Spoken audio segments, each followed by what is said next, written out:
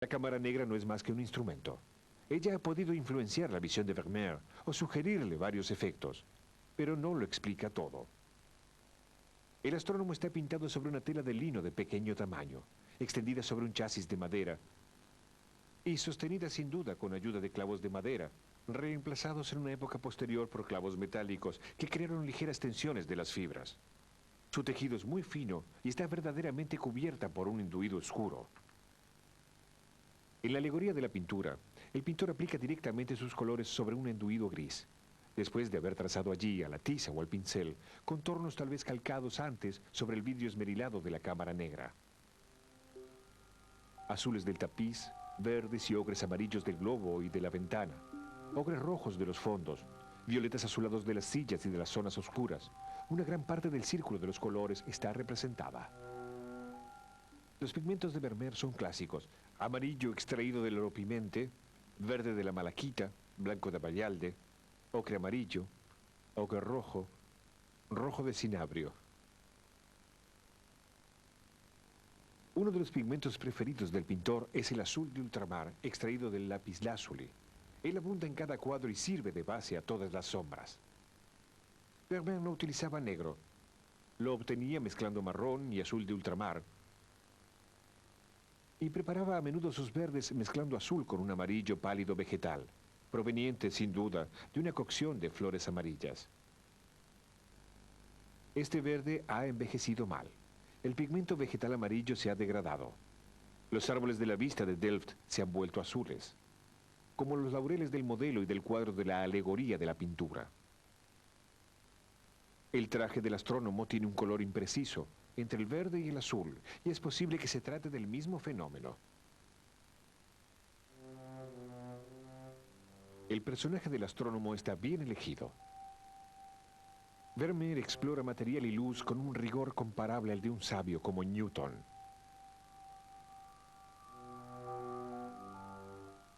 Hasta entonces, los pintores pintaban las sombras con matices de negro o de marrón.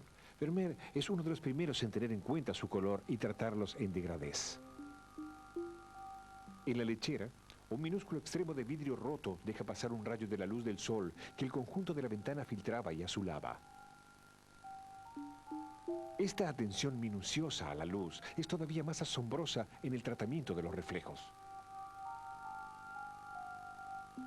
Reflejos de las vestiduras sobre la piel de los personajes, reflejos de esos personajes en las ventanas o espejos. Los reflejos organizan todos los espacios y los modelados de un rostro.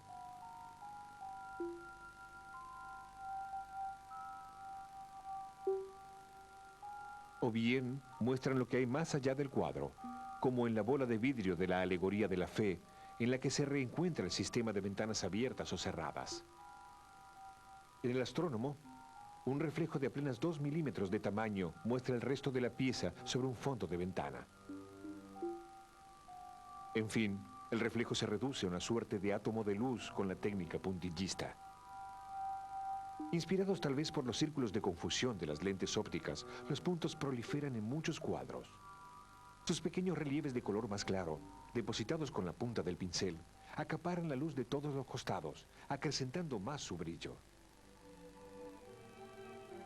Tejas rugosas de un techo soleado, espejado del agua sobre los bordes de una quilla, granos brillantes de la corteza del pan, consistencia cremosa de la leche, tornasoles de las fibras textiles, rubio nacarado de los cabellos.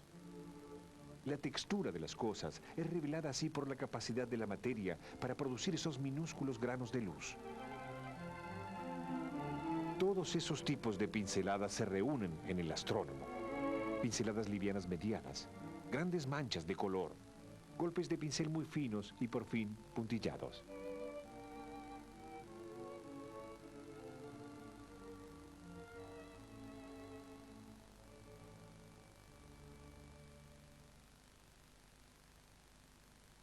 El cuadro está firmado y fechado en 1668. La caligrafía se parece a la de otro cuadro, pero nombre y fecha podrían haber sido agregados después de la muerte de Vermeer, tal vez por un marchand. La carrera del astrónomo es, en efecto, muy movida. Él figura con el geógrafo en diversos remates de los Países Bajos. Los dos cuadros llegan a Francia en 1785. Las finanzas reales, sin duda demasiado bajas, no permiten comprarlos y vuelven a los Países Bajos. El astrónomo sale a la venta en Ámsterdam en 1797 y después en 1800.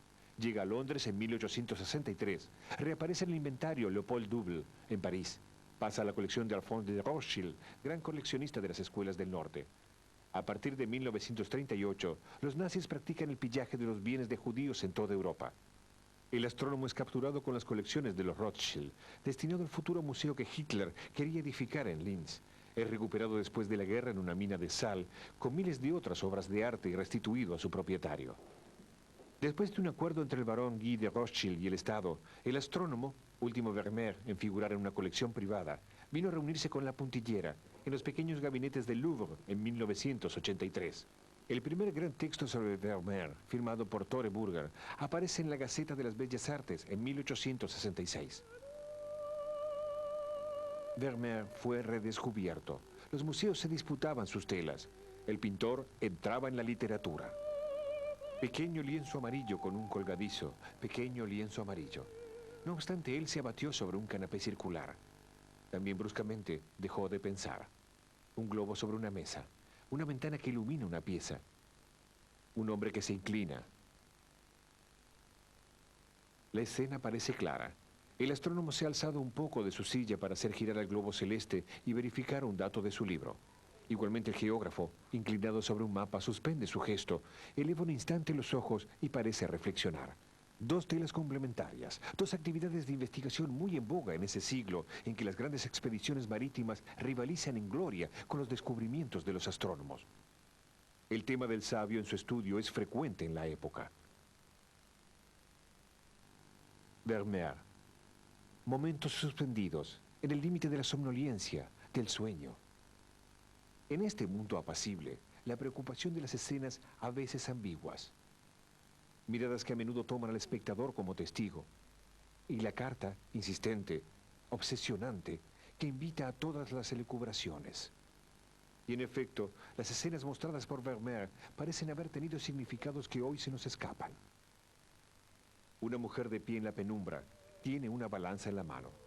En la pared, justamente, un juicio final en que las almas son pesadas. Un rayo de luz revela que la mujer está encinta. Tal vez Vermeer evoque la cuestión teológica del libre arbitrio. El alma del niño por nacer está o no predeterminada. En cuanto al astrónomo, hay un precedente famoso. El doctor Fausto, de Rembrandt, recibe una revelación de la luz. ¿Qué revelación puede entonces recibir el astrónomo de Vermeer? Se ha creído que el Moisés podía recordar la prohibición que el profeta lanza contra la observación del Sol, los planetas y las estrellas. Pero el texto de Mathieu, en la precisa página en que muestra el cuadro, hace al contrario alusión a los patriarcas, primeros observadores de las estrellas, y Moisés, responsable de la salida de Egipto, ha salido a menudo asociado a la geografía y al viaje. Y él ocupa en el astrónomo el mismo lugar que un mapa marino en el geógrafo. Los dos cuadros podrían significar la conducta espiritual del hombre a través de la vida. Otro sentido posible. El astrónomo ha sido a menudo llamado el filósofo o también el astrólogo. Moisés salvado de las aguas simboliza a veces el nacimiento de un niño. En la época de Vermeer, la astrología y la astronomía todavía estaban mezcladas. Se anuncia a un niño. A fin de trazar su horóscopo, el astrólogo se inclina hacia el globo celeste, donde se distingue especialmente el signo de la balanza. En fin, los dos cuadros podrían formar una suerte de fábula sobre los 4 elementos del simbolismo clásico. El tapiz del geógrafo evoca el color y la textura de la tierra. Su carta marina evoca las aguas. El globo celeste del astrónomo evoca al mundo aéreo. El Moisés, el mundo acuático, la luz solar que baña los dos cuadros sería el equivalente del fuego. En los motivos del tapiz se rozan figuras gesticulantes y formas extrañas que parecen repetir el bestiario fantástico del globo celeste. Otras lecturas serán siempre posibles, pues si el astrónomo muestra un lugar cuidadosamente cerrado, cada objeto devuelve fuera del marco al infinito. La ventana se abre al mundo exterior y la luz, los libros a los conocimientos, el cuadro en el cuadro a otro momento de la historia de los hombres. Los instrumentos a las matemáticas, el globo a las estrellas y los reflejos a otro espacio aún, el del pintor y la representación.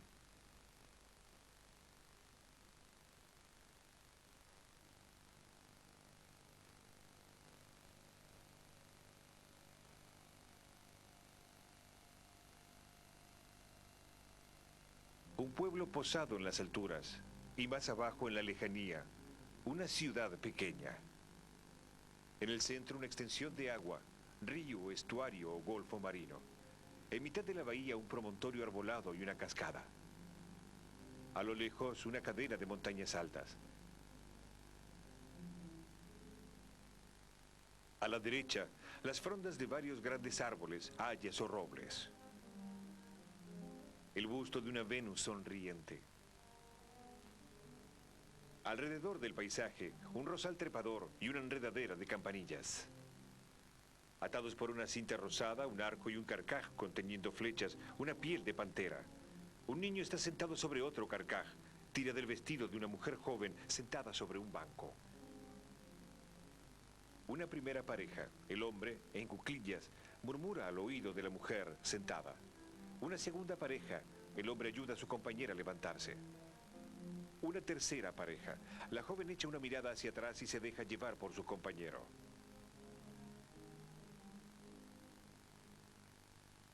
Un perro pequeño los precede.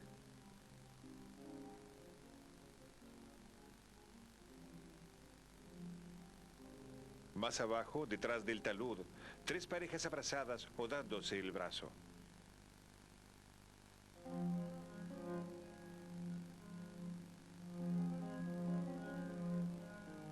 Al borde del agua, otras dos parejas, detenidas a lo largo de una barca. Un hombre ha puesto el pie sobre la borda y extiende la mano hacia su compañera. La figura de proa, dorada, es una suerte de sirena alada y tocada con una concha marina. Arriba otra estatua dorada, un fauno musculoso, sosteniendo en el extremo de su brazo un arco adornado por una guirnalda de pámpanos y rosas. El arco sostiene un baldaquín con cortina roja. Dos barqueros desnudos, de pie, retienen la embarcación contra la orilla apoyándose en su pértiga. Dos amorcillos desnudos y alados, portando arcos y antorchas, vuelan hacia el cielo.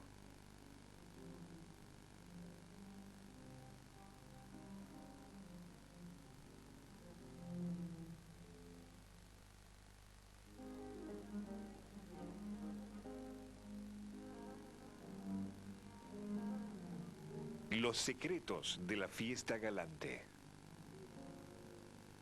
El peregrinaje a la isla de Citerre. Antoine Watteau.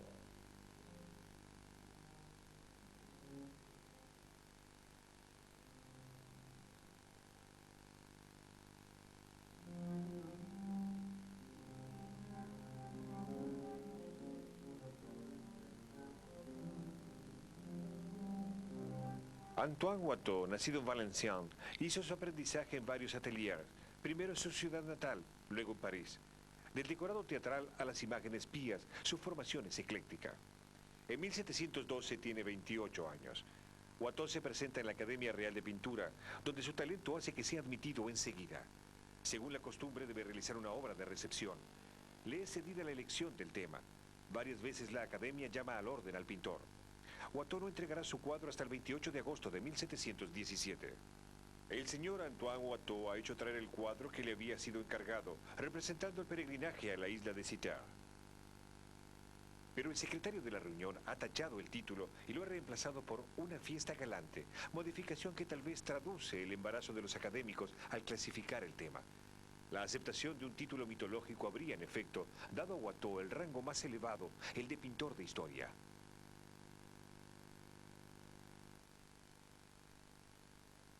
1 o 2 años más tarde, Watteau pinta una réplica del cuadro, sin duda para Jean de Julian, principal coleccionista y protector del pintor.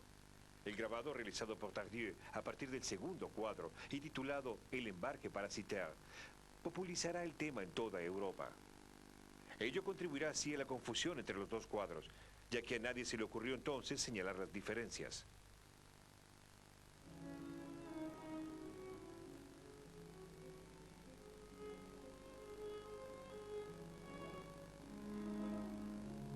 El embarque es adquirido hacia mediados de siglo por el rey de Prusia, Federico el Grande. Pertenece hoy en día en la ciudad de Berlín. En cuanto al primer cuadro, permanece en las salas de la Academia en el Louvre hasta la Revolución Francesa. En 1793 las colecciones de la Academia son confiscadas, luego donadas al Museo del Louvre. El cuadro es entonces denominado corrientemente como El embarque para la isla de Citerre. Mantendrá ese título más de un siglo y medio antes de retomar el suyo verdadero.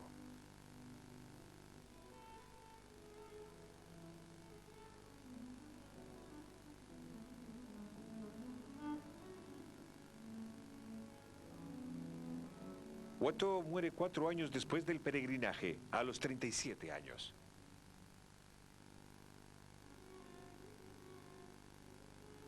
En el curso de su corta carrera, fue un célebre dibujante y un decorador solicitado. Algunos años después de su muerte, su amigo Jean de Julian hace grabar y reunir sus dibujos en 2 volúmenes.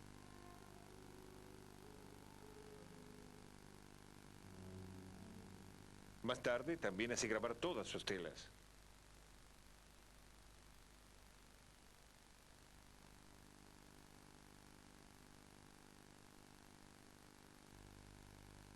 Varios de sus cuadros, hoy en día desaparecidos, son conocidos gracias a las recopilaciones de Julian. Watteau llenaba cuadernos con croquis de dibujos al natural. Para componer sus cuadros, quitaba después personajes, trajes o elementos de decoración. El peregrinaje nació así, de la yuxtaposición de varios dibujos.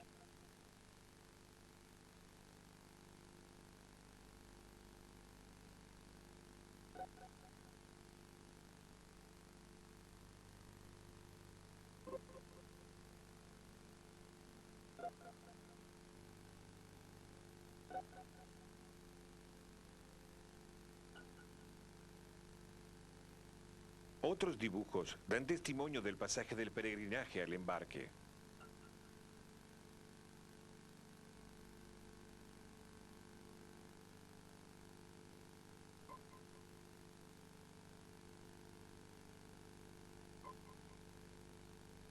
Watteau copiaba también gestos o rostros de los pintores que le gustaban. Así fue con los personajes de un cuadro de Veronese. Los 2 barqueros están inspirados por la pesca milagrosa de Rubens, que Watteau pudo reconocer por un grabado. El cuadro mide 1,94 m por 1,29 m. Está pintado sobre una tela de cáñamo de grosor mediano, de grano aparente y tejido irregular. Los fondos rojos son a la moda de la época. Sin embargo, la tela fue enduida con una preparación blanca. Este fondo muy aparente refleja la luz sobre toda la superficie del cuadro.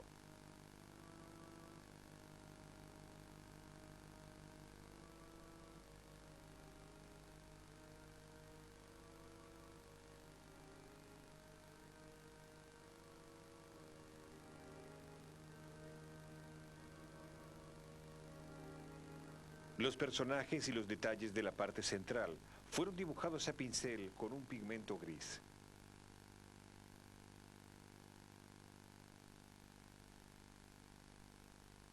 Personajes y vestiduras, primero ejecutados en plena pasta, fueron a veces retocados. Al trabajar rápidamente y sin preocuparse demasiado por las reglas técnicas, el pintor quiso modificar algunos detalles. La capa superficial ha secado más rápido que la inferior, demasiado grasa, provocando la formación de una red de grietas prematuras. Rostros, tocados y trajes son tratados con pequeños toques livianos, muy blandos, más alusivos que realistas.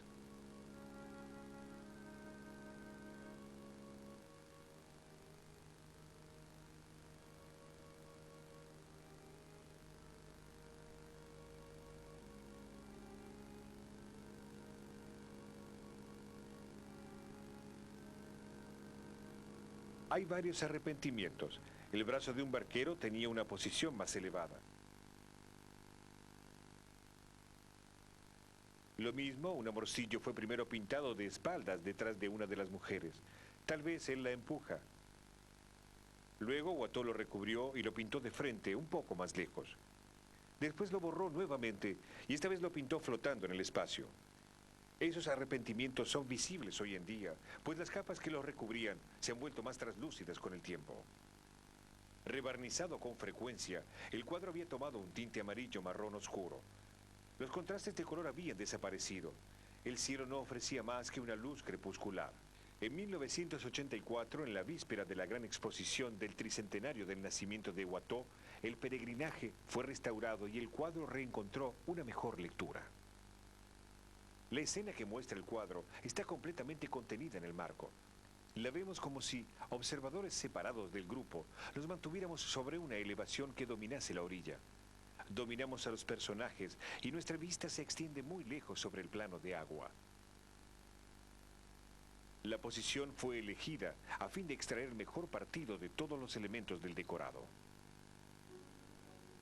Los planos posteriores son azulados según los principios de la perspectiva atmosférica, y ese tipo de hendidura que ahueca la profundidad de los planos posteriores del cuadro, Watteau lo toma prestado a Braguel o a Leonardo. De Leonardo proviene también, tal vez, este modo de separar al espectador de la escena por el borde abrupto de una suerte de hondonada salvaje.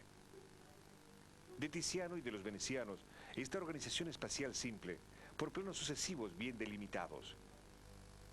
Las masas que bordean el paisaje son como decorados de teatro anclados en bastidores.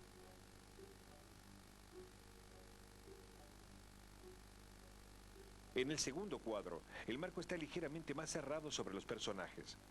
El punto de vista es diferente. La visión menos dominante. Las montañas apenas perceptibles en una bruma dorada están situadas más abajo en el cuadro.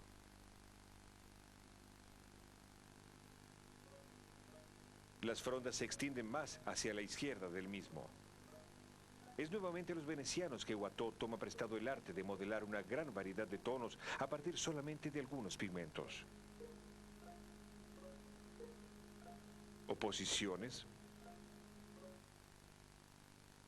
Variaciones.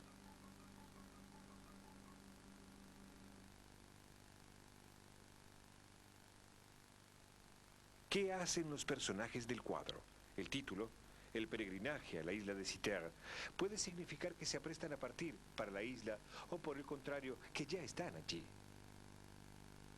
En el peregrinaje, la proa está vuelta hacia la orilla. La barca, propulsada por pértigas, no está pues afectada más que a desplazamientos en aguas poco profundas. En el embarque, la popa toca la orilla. La proa está vuelta hacia el mar. La barca está equipada con un mástil y velas y permite entonces travesías marítimas.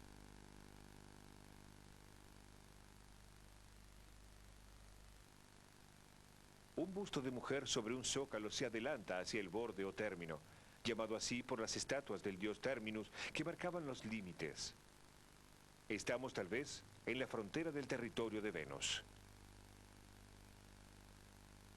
Pero el paisaje del peregrinaje es ambiguo. El plano de agua es estrecho y cerrado, ceñido en parte por altas montañas. Igual, en la isla encantada, Watteau muestra un paisaje cerrado sobre una extensión de agua. Tal vez el pintor se haya inspirado en los relatos de viajes o en mapas que hacían de Citerre una isla de costas más cortadas y con montañas más elevadas que en la realidad. La isla de Citerre, en esa época, bajo el nombre de Cérigo, es una colonia veneciana. La iluminación viene de la izquierda. Las sombras son largas, pero a falta de otros datos, es imposible decir si se trata de la mañana o del anochecer.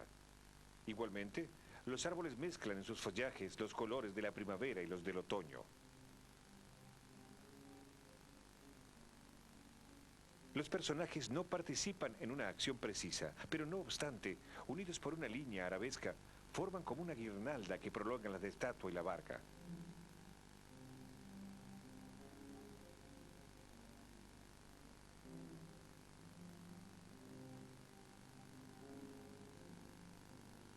La mujer con abanico lleva un vestido de satén rosado, ajustado al talle por un nudo y abriéndose sobre la falda de abajo de satén blanco. Este tipo de vestido apareció en París en 1705. Varios pliegues paralelos parten de los hombros y se expanden sobre una falda reforzada con un panel.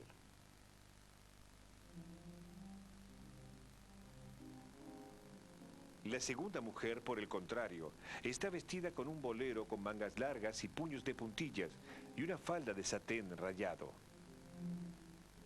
Esta vestimenta renacentista está fuera de moda, pero todavía es apreciada en todas las clases sociales por su practicidad. Varios hombres del grupo llevan también ropas fuera de moda, chaquetas cortas, pantalones con ojales y cintas, pequeños zapatos chatos. Dos de los hombres están vestidos como gente de pueblo. Las mujeres que los acompañan tienen vestidos de sirvientas o de paisanas. Un hombre lleva un traje ajustado de satén y una capa de drapeado elegante. Es el traje de El Indiferente.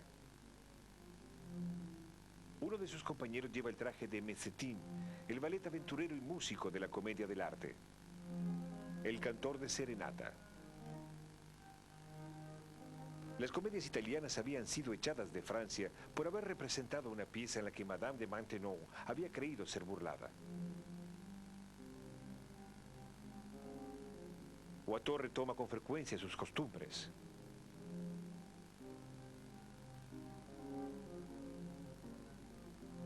Vestidos nobles a la moda, vestidos anticuados, trajes populares, ropajes de teatro. Es difícil definir al grupo representado. La mayoría de los personajes lleva una capa que los protege de las intemperies. Es la museta, que en el siglo XIX se volverá la pelerina. Otros atributos, el bastón de peregrino o bordón. Varios grabados de Watteau precisan la silueta de estos personajes reconocidos por otros signos. En la Edad Media, los peregrinos portaban llaves cruzadas si iban a visitar Roma, conchas si estaban en ruta para Santiago de Compostela. La concha marca al peregrino. Es la insignia de un recorrido iniciático que acumula emboscadas, giros, vueltas hacia atrás, rituales, milagros, penas y alegrías, exactamente como la búsqueda amorosa. Los peregrinos galantes del peregrinaje ostentan corazones clavados con flechas. Y la concha está presente a bordo del navío, pero esta vez es lo que era en la antigüedad, el signo de Venus.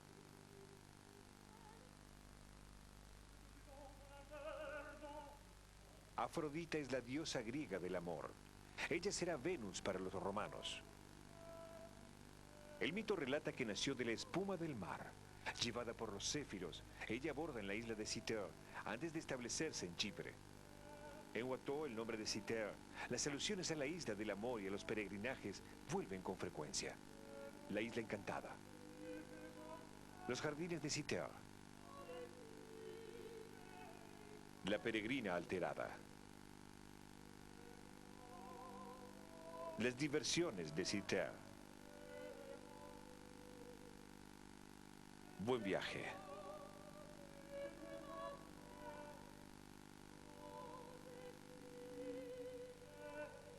La isla de Citer. Grupos de peregrinos están listos para embarcarse en una suerte de góndola conducida por amorcillos. Los trajes de los peregrinos, la situación del árbol, de la barca, de las montañas, anuncian el peregrinaje. Se ha propuesto ver en ese cuadro la ilustración de una comedia de Danton, Las Tres Primas. En el divertimento final, los mozos y las mozas del pueblo, vestidos de peregrino, cantan. Venid a la isla de Citer, en peregrinaje con nosotros. Jovencita, no retornes sin amante o sin esposo. Muchos otros espectáculos de la época hubieran podido inspirar a Watteau.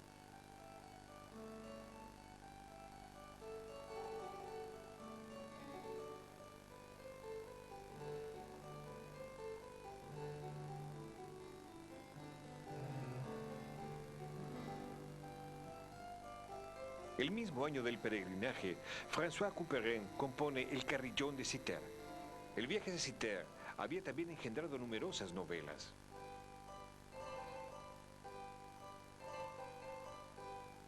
En uno de los grandes libros de la época, Las aventuras de Telémaco, el joven Telémaco, hijo de Ulises, hace una excursión a Citer. Antes de Watteau, todas esas aventuras habían sido ilustradas por Bernard Picard en diversas escenas galantes. Él trata varias veces el tema, sin duda una de las fuentes de Watteau.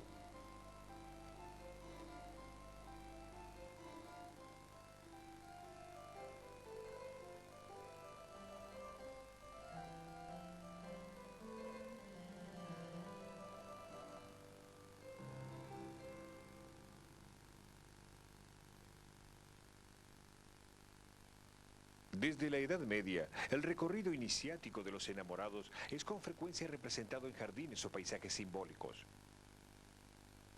Los italianos recrean la Arcadia a partir de los autores antiguos y de su poesía hermética. Rubens arrastra a sus enamorados suntuosos a un jardín de amor bordeado de fuentes barrocas. Es de este cuadro que Watteau toma prestada la idea del amorcillo empujando a una dama. Primero en la isla de Citer, después en el peregrinaje donde luego lo borra.